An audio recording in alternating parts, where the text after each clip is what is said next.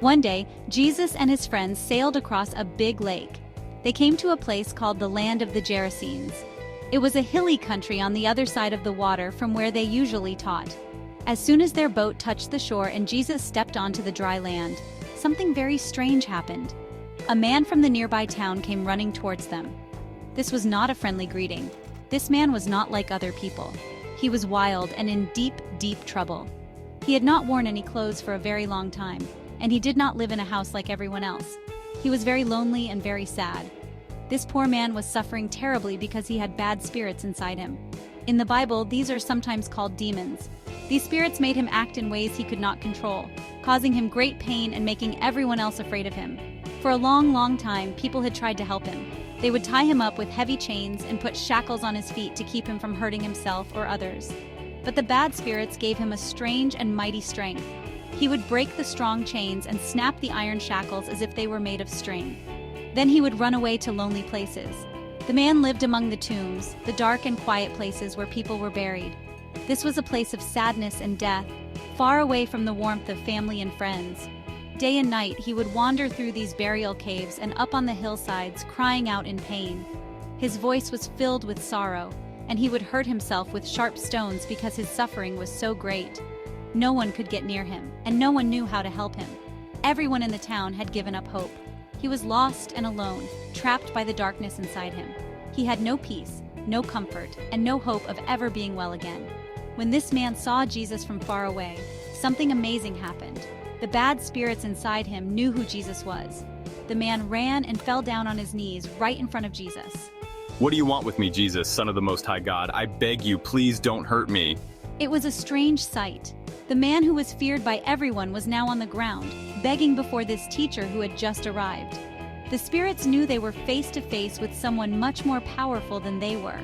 They were afraid of Jesus and the light he brought into their darkness. "Come out of this man." Jesus looked at the man with kindness, not with fear. He was not afraid of the shouting or the wildness. He saw a person who was hurting and needed help. Then, Jesus asked a question. "What is your name?" My name is Legion. A legion was a very large group of soldiers in the Roman army, with thousands of men. This name meant that there was not just one bad spirit, but many, many of them all inside this one poor man. This showed just how much he was suffering and how completely the darkness had taken over his life.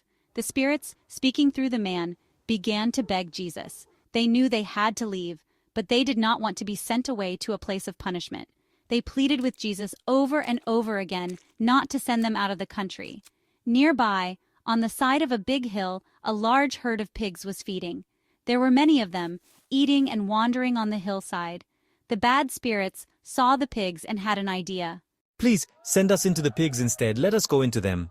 They would rather live inside animals than face the punishment they deserved for all the harm they had caused. Jesus wanted to set the man free. He wanted to show everyone that he had power over everything, even over a whole legion of bad spirits, so he gave them permission. As soon as Jesus spoke the word, the spirits obeyed. They came out of the man, leaving him for the very first time in years. They rushed out of him and went straight into the herd of pigs. The man was finally free from the terrible torment that had controlled his life. The power of Jesus' simple word was enough to command a whole army of darkness and make it leave. The moment the spirits entered the pigs, a very strange and shocking thing happened. The whole herd, about 2,000 pigs, suddenly went wild. They began to run as fast as they could. They charged down the steep hillside all together in a great thundering rush. They could not stop.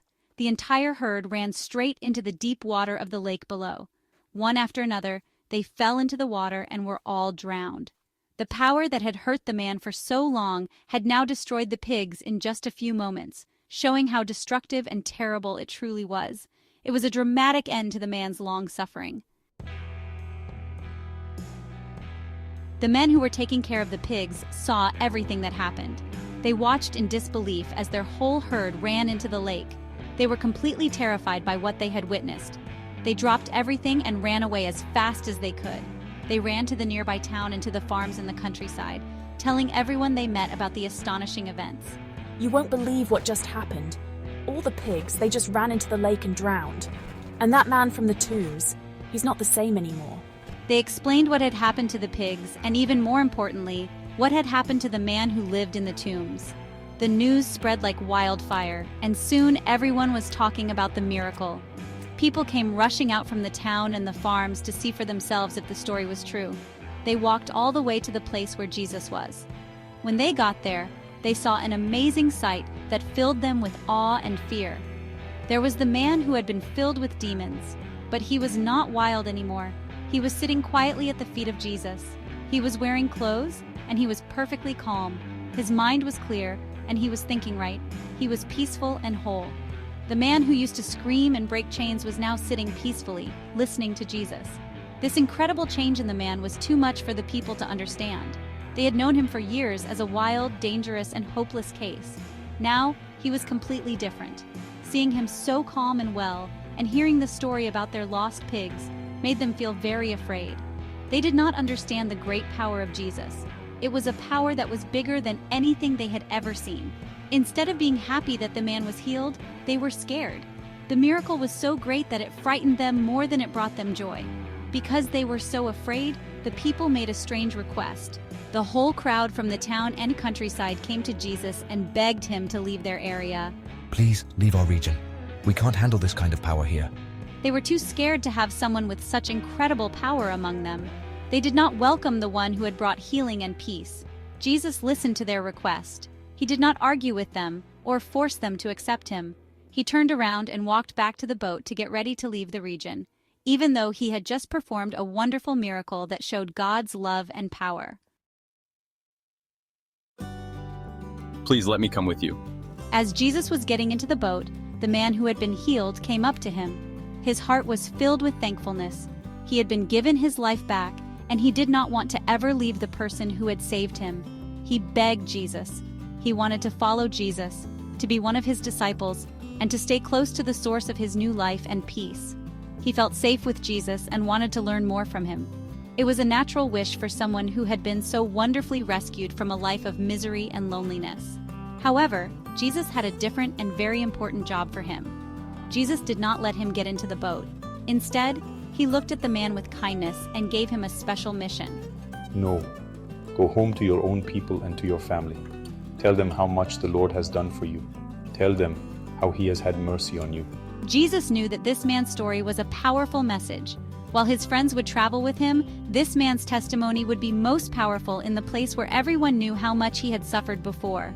The man understood and obeyed Jesus immediately. He did not argue or complain.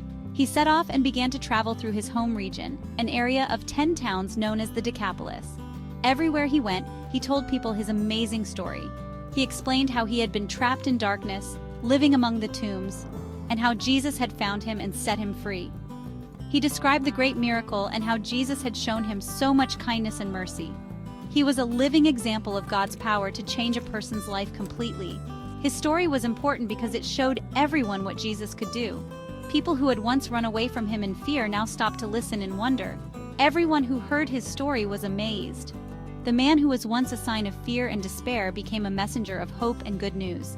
His life was a testament that no one is too lost or too broken for Jesus to heal. And his obedience teaches us that one of the best ways to thank God for his goodness is to share our stories and tell others about the wonderful things he has done for us.